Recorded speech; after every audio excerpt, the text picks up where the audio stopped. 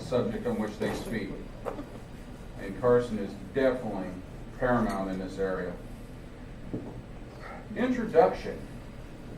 Our next speaker, Tim Rickey, this morning is the second of 10 children, providing him with adventures one upon the other. On an aside, does your mom feel that way? His 10th speech for his confident communicator 13 years ago was The Christmas Bear that was published in the Orlando Sentinel. The following month, he was paid as his story became a part of a collection of stories within God Allows U-Turns. Today, he shares vocal varieties of Christmas delights with his speech, Christmas is Past. This speech will provide him his second confident communicator achievement. Please welcome Toastmaster of the Year, your friend and mine, Tim Rickey. Wow, look, Mom, it's snowing. Can I go out and play? Can I take my sled out? Get Johnny downstairs? Good morning, fellow Toastmasters. Do you remember being a little kid and how much snow and how, well, some of you who live in Florida don't. Sorry, Tim. But to see that first snowfall. So I went, she said yes. So I went downstairs, dragged my sled behind me, went down and got my buddy Johnny. He lived downstairs. We're both 6 years old. And we're going to go take that, and he's going to pull, and I'm going to push, and then we're going to switch roles as we go down the street. Except there wasn't enough snow. All we're doing is taking up sparks for a little while. But then, as the afternoon wore on, the snow got heavier and heavier. And then I realized something. We were lost. On Christmas Eve, and it's getting dark out. And in Chicago in the winter, it's 4:30 when it gets dark in the winter. So we were very scared. At 6 years old, you've got to be. We didn't know what to do, and then a policeman showed up. And he said, "Are you boys lost?" Yes, we are. Oh my God, thank God for him.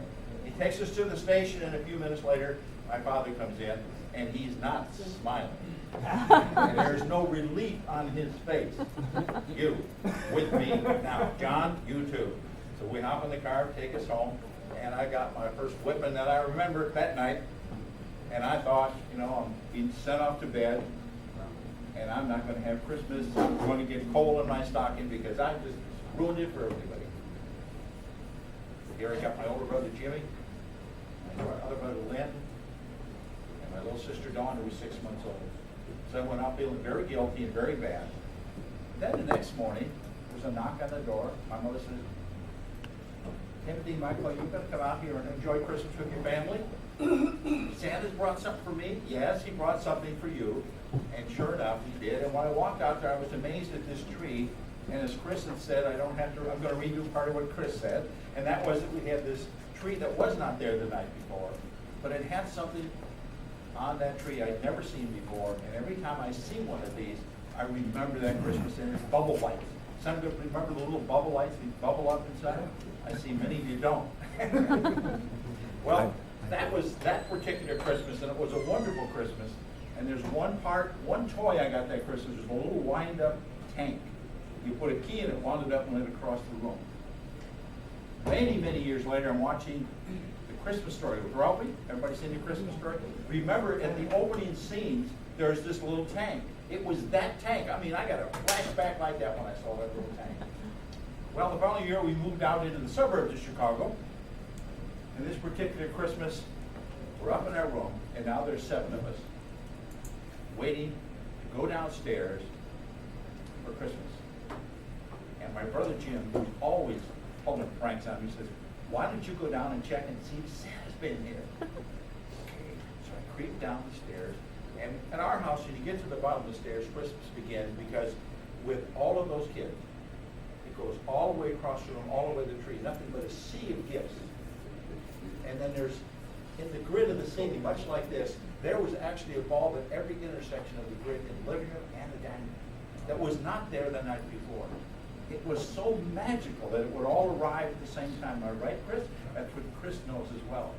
So I run back upstairs. Santa's been here. Bam, bam, bam. They're over the top. They go to me. I'm laying on the floor, and they're downstairs. And they're wading through the gifts. And all of a sudden, I hear this voice. "Who told you kids to get up?" They all point at me. Tim, up you go, Buster. So they were all allowed to come down, and once again, I'm in trouble, I'm feeling guilty, and I didn't really do anything but say, yes, Santa's been here. But it was a wonderful Christmas anyway. I came down, there were plenty of gifts for everybody. My mother actually starts buying Christmas gifts the day after Christmas, and God knows where she would hide those gifts in a 1,100-foot house. Very small house, and yet she hid them so very well. And there they were on Christmas Day. Everything appeared like magic. So it's wonderful. I took some of those traditions forward with me and with my kids. There was one particular case where my daughter Heather was 5, and she said, Santa can't come. There's no fireplace. Somebody who talked about that? There was no fireplace. So what? I built a fireplace. That wasn't a real fireplace. I had some architectural background, so I designed one and built it, put it in the corner of the room, put some electric logs in it, and picked up Heather from preschool, and I said, Santa can come look. Oh, Daddy, we got a fireplace. So we had a fireplace that year. 2 years later, I actually went on the roof during a snowstorm in Appleton, Wisconsin, stomped on the roof with the kids after they went to bed. They swore there were antlers up there. You gotta be careful with that stuff. You can kill yourself, you know. Then I also had a tape recorder with 4 speeds, and I made a personal message from Elvin in my voice, speed it up, and then come back to normal voice. And it was absolutely a wonderful time. So if you're wondering if you should tell your kids there's no Santa Claus, oh, don't tell them that. Let them enjoy it. You say, yes, Virginia, there is a Santa Claus.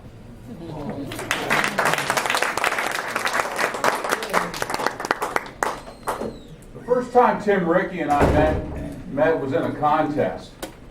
And he's just been dazzling me with speeches ever since. I'm glad you joined the club. You look me good, too. That's not important.